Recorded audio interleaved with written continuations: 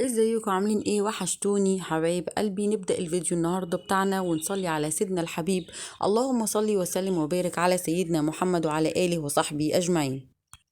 النهاردة هنعمل معانا طبق البطاطس الجميل دوت. هنعمل صينية بطاطس بوريك باللحمة المفرومة. هعملها اقتصادية، مش هحط اي اضافات كتيرة، مش هحط جبنات، لاني انا عايزة اعمل حاجة اقتصادية تكون موجودة عندنا في البيت.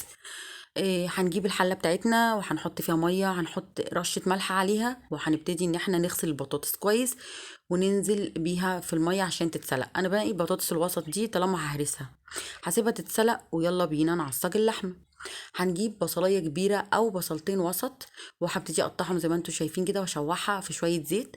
وهنزل باللحمة المفرومة بتاعتي، ربع لحمة مفرومة، وهبتدي ان انا اعصجها برشة ملح ورشة فلفل اسمر. وهعصج اللحمة واظبطها واظبط حدقها و... ويلا بينا نشوف هنعمل ايه تاني. في الوقت دوت انا هطلع البطاطس واحطها في مية ساقعة عشان تبرد معايا، وبعد كده اقشرها.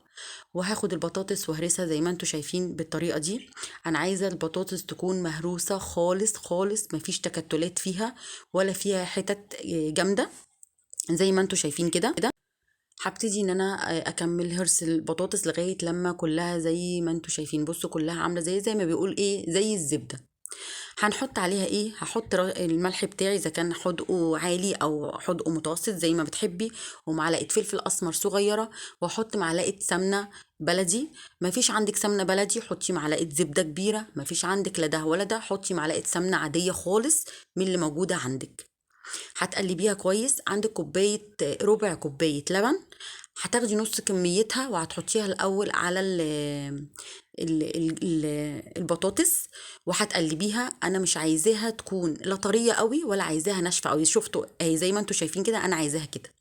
بعد كده هحط عليها معلقة دقيق تكون مليانة، وهبتدي ان انا اخلط الدقيق في قلب البطاطس واقلبها لغاية لما الدقيق يختفي خالص. هكون عندي صينية وزي ما انتوا شايفين دهنها كده سمنة، وهحط رق بطاطس من تحت، وبعدين هنزل باللحمة المفرومة عليها. بحط رق البطاطس ازاي هتشوفوا ازاي وانا بحطه فوق اللحمة المفرومة، لاني رق البطاطس انا مش عايزة احطها واقوم جاية فردة بايدي، لا انا بفردها على ايدي الاول بره الصينية، وبعدين بحطها حتت حتت جنب بعضها بسمك 1 سنتي او 1.5 سنتي زي ما انتوا شايفين، ايوه بالطريقة دي. وهعمل الصينية كلها من تحت كده ومن فوق برضو كده، مش هحط البطاطس وافردها، لا بحطها حتة حتة. هكمل الصينية زي ما انتوا شايفين. هنكمل الصينية. هعوز ايدي السمنة فلاحي او زبدة او سمنة عادية، وهملس عليها زي ما انتوا شايفين كده. هكون مولعة الفرن بتاعي. هتاخد طبعا هتستوى من تحت، هلاقيها ابتدت تحمر من تحت. هولع عليها الشواية، لو الشواية والفرن عندك بيولعوا مع بعض تحطيها. وهتطلعيها مش بتغيب في السوا لان هي اصلا مستويه. بصوا المنظر، شكلها روعه. ما عنديش بقى جبنه احط، ما عنديش حاجه. عندك جبنه موتزاريلا حطي، عندك ماكس جبن حطي، ما عندكيش زي ما انت شايفه انا ما حطيتش اي اضافات، وطالعه زي ما انت شايفاها كده. ريحتها روعه، طعمها روعه روعه روعه.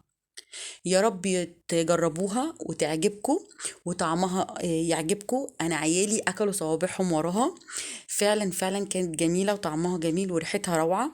ما تنسوش بقى تدعموا القناة وتفعلوا زر الجرس علشان يوصلكم كل جديد، وبالهنا والشفا.